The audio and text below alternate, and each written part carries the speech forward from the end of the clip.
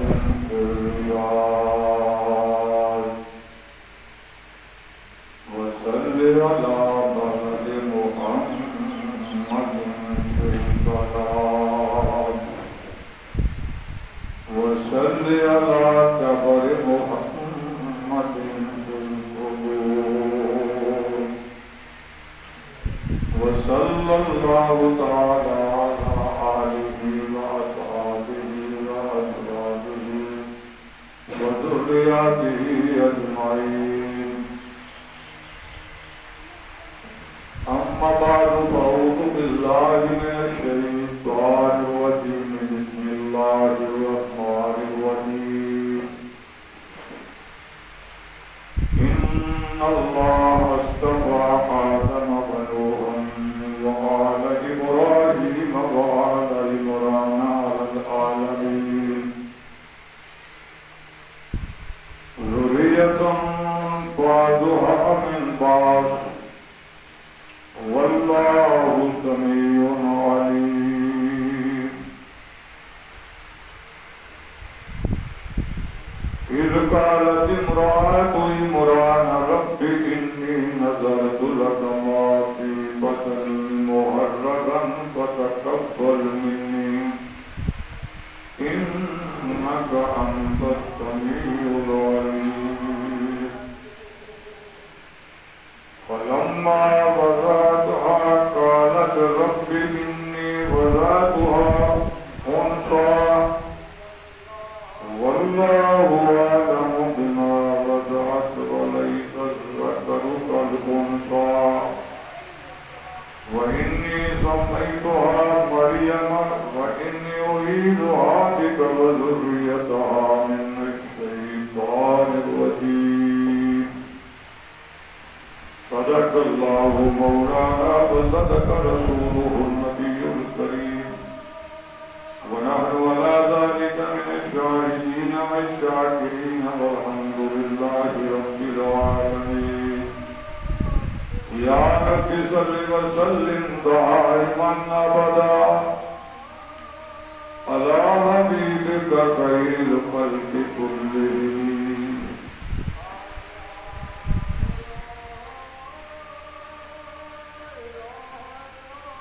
اللہ رب کریم نے آدم علیہ السلام کو پیدا فرمانے کے بعد یہ نبوت اور رسالت کا سلسلہ جو ہے یہ آدم علیہ السلام کی اولاد میں رکھتا ہے۔ آج کا ہمارا جو موضوع ہے وہ ہے حضرت مریم سلام اللہ علیہا کہ حضرت مریم کون ہیں، قرآن میں ان کا ذکر کس طرح ہے، کیونکہ مرزا غلام احمد قادیانی جو ہے اس کا دعویٰ ہے کہ میں عیسیٰ ہوں، تو عیسیٰ علیہ السلام جو ہیں وہ حضرت مریم کے بیٹے ہیں۔ جو آدمی عیسیٰ ہونے کا دعویٰ کرے گا یقیناً وہ مریم کا بیٹا ہوگا۔ اگر کوئی مریم کا بیٹا نہیں ہے، کسی اور کا بیٹا ہو تو اس کا قرآن میں ذکر نہیں ہے۔ قرآن میں جس عیسیٰ علیہ السلام کا ذکر ہے وہ عیسیٰ علیہ السلام بیٹے ہیں مریم کے۔ قرآن پاک نے اس خاندان کا بڑی تفصیل سے ذکر فرمایا۔ اللہ رب کریم فرماتے ہیں ان اللہ اصطفیٰ آدم ونوحا وآل ابراہیم وآل عمران علی العالمین۔ اللہ رب کریم نے چن لیا آدم علیہ السلام کی اولاد میں سے نوح علیہ السلام کو اور ابراہیم علیہ السلام کو اور آل عمران کو، یہ سارے عالموں میں سے اللہ رب کریم نے ان کو چن لیا۔ اصطفیٰ کا معنی ہے منتخب کرنا، چننا۔ ہمارے پاک پیغمبر صلی اللہ علیہ وسلم کا ایک نام جو ہے وہ مصطفیٰ بھی ہے، اور مصطفیٰ کا معنی ہے چننا، انتخاب کرنا۔ گویا پوری کائنات میں سے اللہ نے رسول اللہ صلی اللہ علیہ وسلم کا انتخاب کیا، اور اس دور میں فرمایا کہ ہم نے سارے جہان میں سے آدم علیہ السلام کی اولاد میں سے حضرت نوح علیہ السلام کا، حضرت ابراہیم علیہ السلام کا اور آل عمران کا انتخاب کیا ہے کہ ہم نے ان کو منتخب کر دیا۔ حضرت ابراہیم علیہ السلام کے بارے میں آپ جانتے ہیں کہ یہ اللہ کے پیغمبر ہیں۔ حضرت نوح علیہ السلام کے بارے میں بھی آپ حضرات جانتے ہیں کہ یہ اللہ کے پیغمبر تھے۔ اور یہ جو آل عمران ہے، یہ کہ یہ عمران کون ہے؟ حضرت موسیٰ علیہ السلام کے باپ کا نام بھی عمران تھا، اور حضرت مریم کے باپ کا نام بھی عمران تھا، کیونکہ آگے آنے والی جو آیات ہیں ان میں حضرت مریم سلام اللہ کا ذکر ہے، لہذا اس جگہ عمران سے مراد وہ عمران ہے جو حضرت مریم علیہ السلام کا باپ ہے۔ یہ جو عمران ہے یہ مسجد اقصی کا امام بھی تھا، مسجد اقصی کا خطیب بھی تھا، یہ مسجد اقصی کی خدمت کرتا تھا۔ تو اللہ نے اس کو ایک بیٹا دیا، اس بیٹے کا نام تھا ہارون۔ ایک ہارون ہے جو حضرت موسیٰ علیہ السلام کے بھائی ہیں، اللہ نے ان کو نبوت عطا فرمائی، وہ اور ہیں۔ یہ عمران کا بیٹا جو ہارون تھا یہ اور ہے۔ اب جب ہارون فوت ہو گیا تو عمران جو مسجد اقصی کا خادم تھا، خطیب تھا، مسجد کی خدمت کرتا تھا، اسے ایک رنج ہوا، اپنی محرومی کا احساس ہوا کہ ہم تو یہ سمجھتے تھے کہ یہ ہمارا بیٹا بڑا ہوگا، جس طرح میں مسجد اقصی کی خدمت کرتا ہوں اسی طرح میرا بیٹا بھی خدمت کرے گا، لیکن وہ تو انتقال کر گیا، اب میرے بعد میری اولاد میں سے تو کوئی نہیں، بیوی جو ہے یہ بوڑھی ہو گئی، میں بھی بوڑھا ہو گیا، عمر کے اس حصہ میں چلے گئے کہ اولاد ہونے کا امکان نہیں ہے، اب ہماری نسل سے، ہمارے خاندان سے، ہماری اولاد میں سے تو کوئی ایسا نہیں ہے جو مسجد کی خدمت کر سکے۔ حضرت یہ جو عمران ہیں یہ ایک درخت کے نیچے بیٹھے ہوئے تھے، ان کی بیوی ایک درخت کے نیچے بیٹھی ہوئی تھی، اس درخت پر اس نے دیکھا کہ کوئی پرندے بیٹھے اور ایک پرندہ اپنے بچے کو کوئی چوگا وغیرہ کھلا رہا، تو اسے دیکھ کر اس نے بڑی حسرت سے کہا کہ کاش اللہ مجھے بھی بیٹا دے، میں بھی اسے اسی طرح کھلاؤں، اور پھر ایسا ہو کہ میں اسے مسجد اقصی کی خدمت کے لیے وقف کر دوں، اس سے دنیا کا کوئی کام نہ لوں۔ یہ انہوں نے بات کہی۔ اللہ رب کریم بے نیاز ہے، جہاں دنیا کی سوچیں کم ختم ہو جاتی ہیں، دنیا کے خیالات ختم ہو جاتے ہیں، وہاں اللہ رب کریم کی قدرت جو ہے وہ بڑی بے نیاز ہے، وہ بے شمار معجزات دکھا دیتی ہے۔ اب اگرچہ اس کی عمر گزر چکی تھی، لیکن ہوا یہ کہ کچھ دنوں کے بعد عمران کی بیوی نے محسوس کیا کہ مجھے حمل ٹھہر گیا۔ تو جب اس نے یہ کیفیت دیکھی، اس نے کہا اذ قالت امرأۃ عمران رب انی نذرت لک ما فی بطنی محررا، تو عمران کی بیوی کہنے لگی اے اللہ، جو میرے پیٹ میں ہے میں نے اس کو تیرے گھر کی خدمت کے لیے وقف کر دیا، محررا اسے آزاد کر دیا۔ یاد رکھیے ہماری جو شریعت ہے اس میں آدمی اپنی نظر مان سکتا ہے، نظر اگر کو مانے اس کو پورا کرنا واجب ہے، لیکن ہم کسی دوسرے کی طرف سے نظر نہیں مان سکتے۔ ہم یہ تو کہہ سکتے ہیں کہ اے اللہ، اگر میرا فلاں کام ہو جائے تو میں اتنے نفل پڑھوں گا، اگر میرا فلاں کام ہو جائے تو میں روزے رکھوں گا، اب اگر میرا فلاں کام ہو جائے میں اتنے پیسے غرباء میں تقسیم کر دوں گا۔ تو اگر وہ کام ہو جائے تو اس نظر کو پورا کرنا واجب ہے، اور نظر جو ہے یہ عبادت ہے، اور جب ہم لا الہ الا اللہ پڑھتے ہیں تو معنی یہ ہے کہ اللہ کے سوا کسی اور کی نظر نہیں مانی جا سکتی۔ اگر کوئی آدمی اللہ کے سوا کسی اور کی نظر مانتا ہے تو یہ شرعاً حرام ہے، کیونکہ اللہ کے سوا کسی کی عبادت نہیں ہو سکتی۔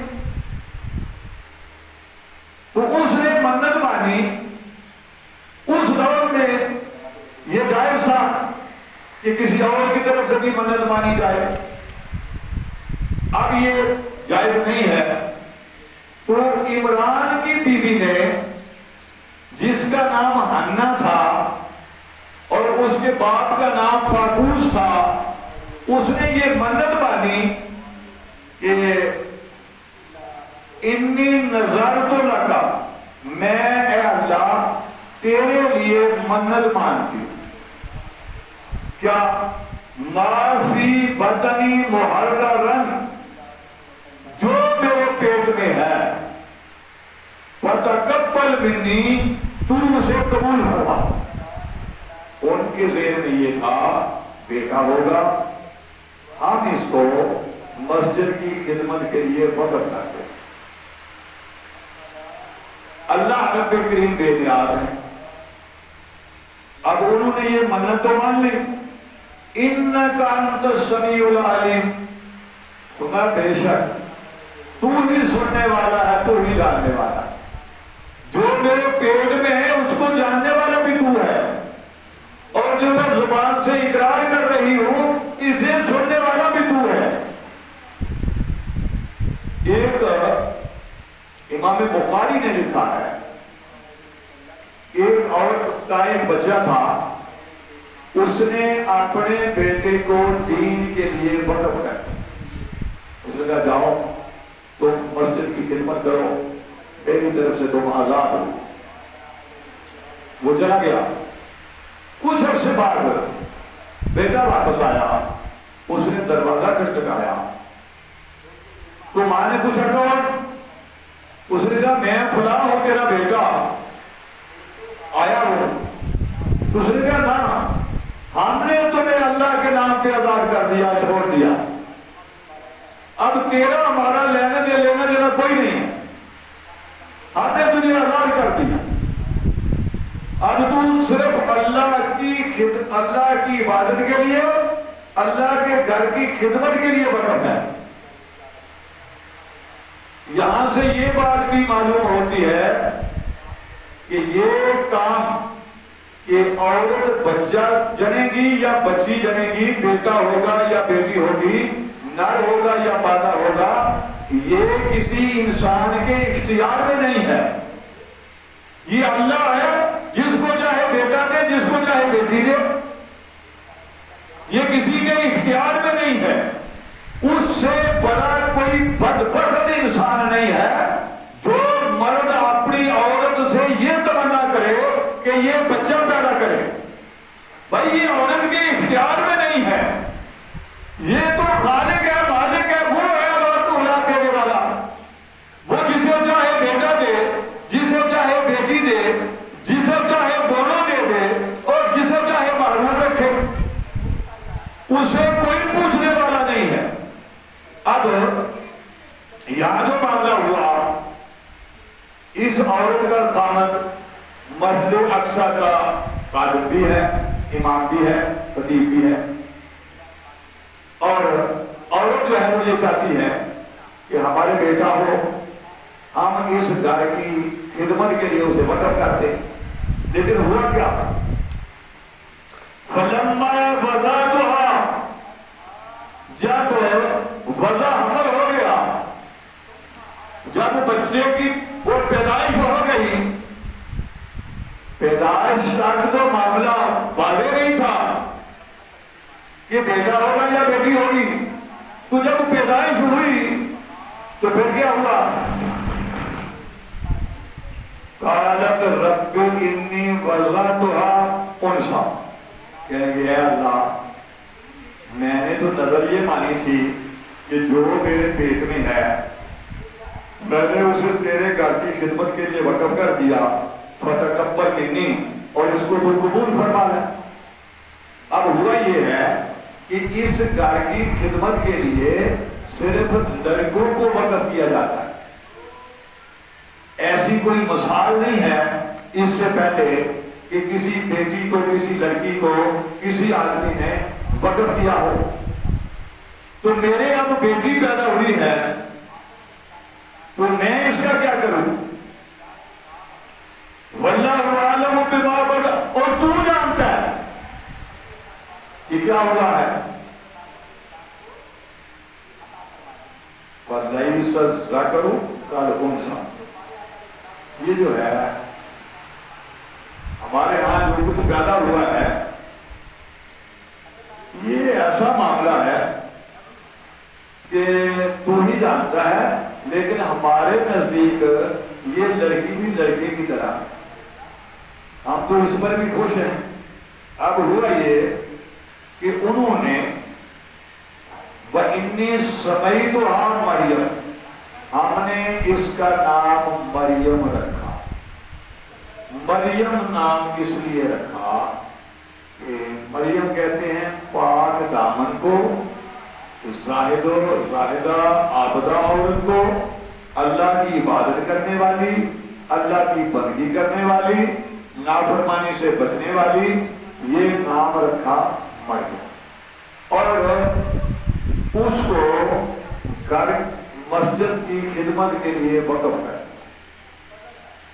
حضرت مریم جو ہے ان کی والدہ کا نام ہے حنا، تو حنا کی ایک اور بہن تھی، وہ حضرت زکریا علیہ السلام کی بیوی تھی، ان کے نکاح میں تھی۔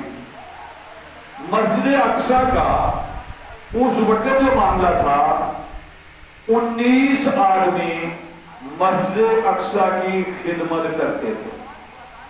وہ مسجد میں خادم تھے، کوئی آدمی اس کے ذمہ پانی تھا، کسی کے ذمہ کھانا تھا آنے والوں کو، کسی کے لیے مطلب سفر کا انتظام کرنا، مختلف شعبہ جات انہوں نے تقسیم کیے ہوئے تھے۔ اب مریم کی والدہ نے اس بیٹی کو مسجد میں پہنچایا، تو مسجد میں اس کی پرورش کے لیے اختلاف ہوا کہ اس کی پرورش کون کرے گا۔ یہ آئندہ جو آیتیں آ رہی ہیں ان میں یہ سارا ذکر ہوگا۔ اللہ نے قرآن میں اگر کسی عورت کا ذکر کیا ہے تو وہ مریم کا ذکر بھی ہے اور مریم کی والدہ کا ذکر بھی ہے۔ اور یہ بڑی تفصیل سے اس کا ذکر کیا گیا ہے، شاید اس لیے کہ کچھ لوگ آخری صدی میں ایسے آئیں گے جو جھوٹ بولیں گے اور کہیں گے کہ یہ مریم ہے یا یہ عیسیٰ ہے، اللہ نے ان کی صفات کو بیان فرمایا ہے، ان کی پیدائش کو بیان فرمایا ہے، ہم نے یہ عنوان اس لیے منتخب کیا ہے کہ یہ دور جو ہے یہ میڈیا کا دور ہے، اور ہم دیکھتے ہیں کہ نیٹ پر نوجوانوں کو، مسلمانوں کو گمراہ کرنے کے لیے ایک منظم سازش جو ہے وہ تیار ہو چکی ہے۔ تو ہم یہ چاہتے ہیں کہ چونکہ مرزا غلام احمد قادیانی کا دعویٰ یہ ہے کہ میں عیسیٰ ہوں، ہم یہ چاہتے ہیں کہ عیسیٰ علیہ السلام سے پہلے ان کی والدہ کا ذکر جو ہے وہ قرآن کی روشنی میں کیا جائے، اور عیسیٰ علیہ السلام کی نانی جو ہے اس کا ذکر جو ہے وہ بھی قرآن کی روشنی میں کیا جائے، تاکہ جو آدمی یہ کہے کہ میں عیسیٰ ہوں، اس سے کوئی آدمی پوچھے کہ اگر تو عیسیٰ ہے تو تیری ماں کا نام کیا ہے، اگر تو عیسیٰ ہے تو تیری دادی کا نام کیا ہے، تیری نانی کا نام کیا ہے، اور اگر تو یہ خاندان سارا ملتا ہے، لیکن عرب میں 5 آدمی ایسے تھے جن کا نام محمد تھا، تو اس کا یہ مطلب نہیں ہے کہ جس کا بھی نام محمد ہوگا اسے ہم نبی مان لیں گے۔ ہم نبی مانتے ہیں محمد بن عبداللہ کو، جو قریشی تھے، ہاشمی تھے، ہم تو ان کو مانتے ہیں۔ اگر کسی اور نے یہ نام رکھ لیا ہم اسے اللہ کا نبی نہیں مانتے۔ اسی طرح اللہ رب کریم نے عیسیٰ علیہ السلام جو ہیں، یاد رکھیے یہ دور جو ہم گزر رہے ہیں یہ فتنوں کا دور ہے، اور میں سمجھتا ہوں کہ ہم موت کے بہت قریب آ گئے۔ اگر آپ اندازہ کریں اس مہینے میں جو مئی کا مہینہ گزرا ہے، اس مہینے میں کتنی جگہ سے آپ کو یہ اطلاع ہے کہ فلاں آدمی فوت ہو گیا، کتنے رشتہ دار فوت ہو گئے، کتنے دوست فوت ہو گئے، کتنے ہمارے جاننے والے دنیا سے چلے گئے، بعض کا جنازہ پڑھ سکے، بعض کا نہیں پڑھ سکے۔ اور موت جو ہے، آج کا مسلمان جو ہے وہ ڈاکٹر کو مانتا ہے، حکیم کو مانتا ہے، نہ محمد رسول اللہ کو مانتا ہے، نہ رب محمد کو مانتا ہے۔ اللہ نے موت کو مقرر کیا ہے، ایک لمحہ پہلے بھی نہیں آ سکتی، لیٹ بھی نہیں ہو سکتی۔ دیکھیں جہاز میں 150 آدمی سوار ہیں، ڈاکٹری اصولوں کے مطابق اور کورونا کے پیش نظر 150 کی جگہ 90 سوار کرائے گئے، یہ بالکل حفاظتی تدابیر کے مطابق۔ اب جہاز لاہور سے چلا، یہ اس میں کراچی جانا تھا، کراچی جو 4-5 گھر والے تھے وہ تو اپنی خوشیوں میں مصروف تھے، وہ تو بالکل حفاظتی اقدامات بھی انہوں نے کیے ہوئے تھے، سب کچھ تھا۔ وہ بھائی پھر 1.5 سیکنڈ میں وہ 4-5 گھر بھی تباہ ہو گئے، وہ جہاز بھی تباہ ہو گیا، جہاز کو آگ لگ گئی، لوگ جل کر کولا ہو گئے۔ لیکن حیران کن بات یہ ہے کہ اس میں ایک آدمی ایسا بچا جسے خراش تک نہیں آئی، اسے کس نے بچایا؟ کس ڈاکٹر کا نام لوگے کہ آگ میں سے اس کو کس نے بچا لیا؟ دوسرا آدمی معمولی زخمی ہوا، 2 آدمی بچ گئے۔ تو یہ ماننا پڑے گا کہ موت حیات خدا کی طرف سے ہے، وہ بچانے پہ آئے تو آگ لگے ہوئے جہاز میں سے جس کو چاہے بچا لے، اور اگر مارنے پہ آئے ظاہری کوئی اسباب نظر نہیں آتے کہ وہ کراچی والے 2-4-5 گھر جو ہیں ان پر موت مسلط ہو جائے، بات کچھ نہیں ہوا۔ تو ان کے لیے موت جو ہے وہ تو لاہور سے گئی۔ آج ہم اپنی موت کو بھول چکے۔ یاد رکھیے ہم یہ نہیں کہتے کہ حفاظت نہ کرو، تدابیر اختیار نہ کرو، اس پر غالب خدا کی قدرت کو رکھو۔ یہ اسباب کے در اب دعائی لینا یہ مصنون ہے، اگر کوئی آدمی بیمار ہو جائے اسے دوائی لینی چاہیے، لیکن وہ دوائی پر یہ اعتماد رکھے، یہ یقین رکھے کہ دوائی کھاتے ہی شفا ہو جائے گی، اس کی اسلام اجازت نہیں دیتا۔ اگر ڈاکٹر کی دوائی میں آرام ہوتا، شفا ہوتی، تو ڈاکٹر تو نہ مرتے۔ ڈاکٹر بھی مرتے ہیں، حکیم بھی مرتے ہیں، ہسپتالوں سے جنازے نکلتے ہیں، مسجدوں سے اتنے جنازے نہیں نکلے۔ کتنے آدمی ہیں آپ کی زندگی میں، آپ نے کتنے لوگوں کے بارے میں سنا کہ نماز پڑھنے کے لیے مر گیا، اس کو آپ چارپائی پر اٹھا کر لے گئے؟ کتنے لوگ ہیں اتنے؟ مسجدوں میں لوگ نہیں مرے، مسجدوں میں آپ آتے نہیں، سینموں میں لوگ مرتے ہیں، اور پلوں کے نیچے آ کر لوگ مرتے ہیں، گاڑیوں کا ایکسیڈنٹ ہوتا ہے لوگ مرتے ہیں، جہازوں کے ٹکرانے سے لوگ مرتے ہیں، ہسپتالوں میں لوگ مرتے ہیں۔ وہاں تو بھاگتے جاتے ہو، جہاں موت ہے وہاں سے ڈرتے نہیں، اور جہاں خدا کی رحمت ہے اس کو بھر کر رہے ہو۔ ہم یہ چاہتے ہیں کہ مسلمان جو ہے اس سے گناہ کا ہو جانا یہ ناممکن نہیں، اس کی فطرت میں رکھا گیا۔ یہ جو اللہ نے 3 قسم کی مخلوق بنائی ہے، اس میں فرشتے ہیں، ان میں معصیت نہیں ہے، وہ گناہ کر ہی نہیں سکتے، ان کے اندر خدا کی نافرمانی کرنے کا مادہ ہی نہیں، ان کی عبادت پر ان کو جنت نہیں ملے گی، ہاں جنتیوں کے خادم ہوں گے، کیونکہ عبادت کا جسے بدلہ ملے گا، جسے جزا ملے گی، اسے ملے گی جو اس پر اختیار رکھتا ہے کہ چاہے تو وہ مسجد میں آئے، چاہے تو وہ سینما میں چلا جائے، وہ بار بار کر اپنا وقت گزارے یا مسجد میں آ جائے، اس کے لیے جو سوچ سمجھ کر مسجد میں آنا۔ تو بہرحال اللہ رب کریم ہمیں قرآن پاک کو پڑھنے کی، نماز پڑھنے کی، ہم گناہگار لوگ ہیں، ہماری حکومت جو ہے یہ اللہ کے فضل و کرم سے انتہائی سمجھدار لوگ ہیں، ان میں کوئی آدمی جو ہے وہ کوئی بس اتنا معلوم ہوتا ہے کہ سستا نشہ کرتے ہیں۔ ہمارا وزیر ریلوے ہے سدا بہار رنڈا، وہ کہتا ہے 24 کروڑ لوگوں نے ہم سے ٹکٹیں خرید لی ہیں، ہماری بکنگ جو ہوئی ہے ریلوے کی، جو اب 24 کروڑ لوگوں نے ٹکٹیں خرید لی ہیں۔ آپ جو بیٹھے ہوئے ہیں آپ میں سے کسی نے ٹکٹ خریدی ہے؟